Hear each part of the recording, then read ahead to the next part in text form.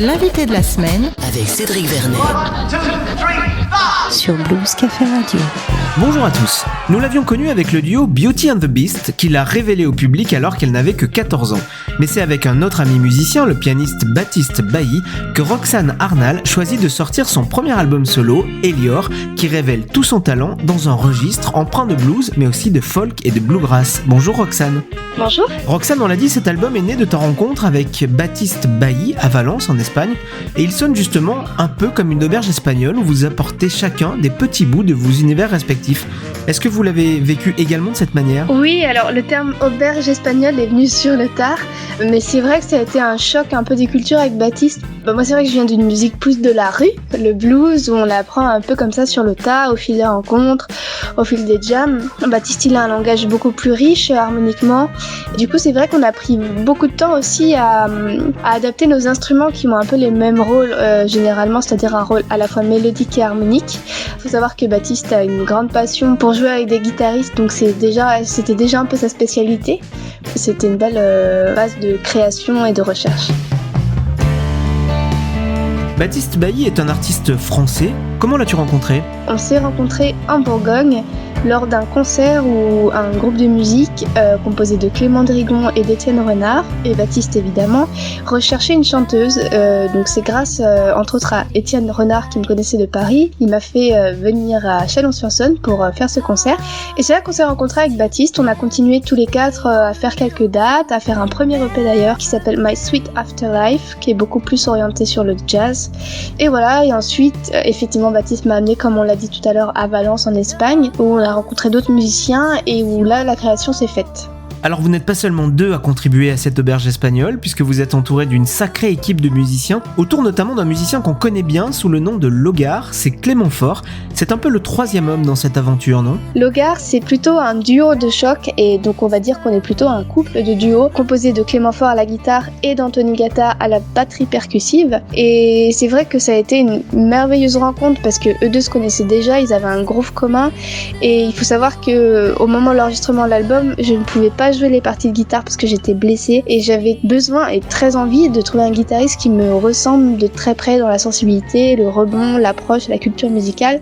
Et Clément, ça a été véritablement une révélation. Donc on est trop contents et c'était vraiment un travail d'équipe à 4. Alors sur cet album Elior, on croise aussi un autre nom qu'on connaît bien, Jessie Lee Houllier, qui assure la guitare solo sur Rushed to Fly. Est-ce que tu peux aussi nous expliquer comment s'est faite votre rencontre ? C'est assez drôle parce que en fait je me suis amusée à interviewer toutes les personnes de l'album pour mettre sur les réseaux et présenter chaque membre.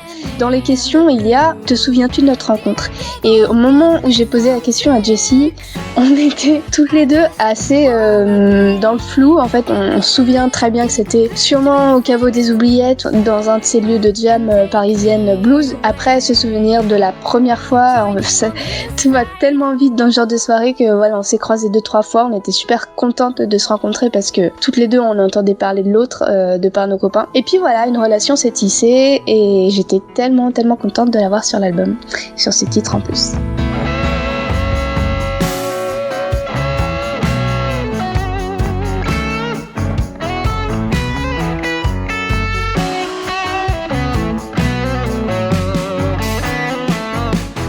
Roxane, on compare souvent ton univers à des artistes comme Agnès Obel ou Kate Bush, mais c'est un tout autre nom qui m'est venu en tête, celui de Alison Krauss, et justement, tu ouvres ton album sur le titre I'll Fly Away, qu'elle interprète elle aussi dans la bande originale du film O Brother. Est-ce que c'est une influence pour toi ? Oui, après j'ai beaucoup écouté Gillian Welch, mais qui chante aussi de temps en temps avec Alison Krauss, donc effectivement la BO de O Brother m'a beaucoup inspirée dans mon adolescence, et voilà, toute cette génération de musiciens là-bas aux États-Unis ont une sensibilité qui me touche particulièrement, effectivement. Some bright morning when this life is over, I'll fly away to that home on God's celestial shore. I'll fly away. Au fond, au-delà du blues, on sent clairement que ton univers est fortement ancré dans les musiques américaines au sens large, le folk, la country, le bluegrass. Elior, c'est un peu un mélange de toutes ces influences. C'est un mélange de tout ça. Après, c'est vrai, ce qui m'a bercé réellement, ça a été le blues. Et plus petite, la musique des années 70, donc le rock, Pink Floyd, Dire Straits, AC/DC.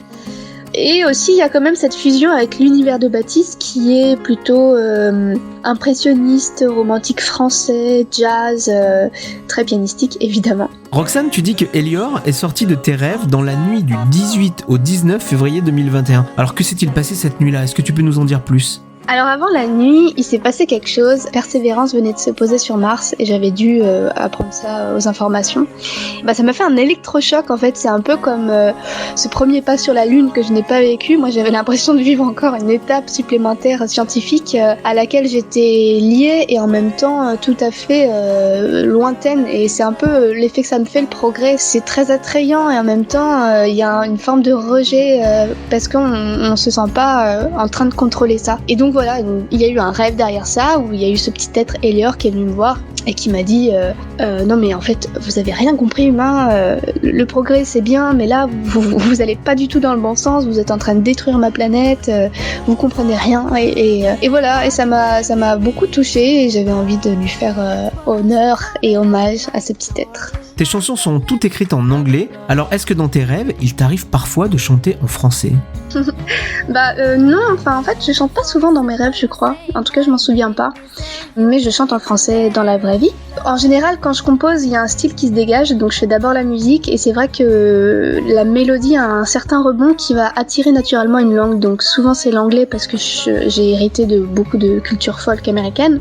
Mais il m'arrive que ce soit en français, il m'arrive aussi que ce soit en espagnol. La question ne se pose jamais. Mais au fait, Roxane, revenons sur le titre du disque, Elior, qu'est-ce que ça signifie ? Eh bien, ça signifie quelque chose, mais au moment où ce mot est sorti, il est sorti de mes rêves, donc je ne savais pas du tout. Même au moment d'intituler le titre et l'album, je ne me suis pas demandé, tiens, qu'est-ce que c'est ? Et c'est plus tard en interview qu'on m'a dit, alors, Elior, ça veut dire « mon Dieu et ma lumière » en hébraïque. Et là, je me suis dit, ah, c'est assez drôle, parce que cette chanson, elle a un rapport aussi avec la spiritualité et le mystique et aussi la lumière qu'on a peut-être occultée, qu'on n'a pas trouvée. Donc voilà, c'est venu un petit peu comme ça, mais au final j'aime bien cette résonance.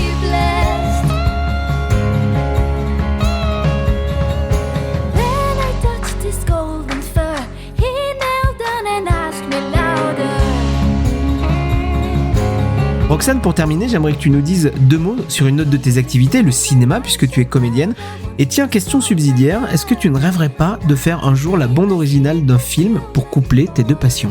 Oh mais ça, ce serait un rêve pour moi, vraiment, parce que j'adore composer sur commande, sur demande. Ouais, franchement, ça serait un énorme cadeau qu'on me fasse cette proposition. Merci Roxane Arnal d'avoir été notre invitée cette semaine sur Blues Café Radio. On se quitte avec un extrait de ce très bel album, Elior. À bientôt. Merci à toi Cédric, à bientôt.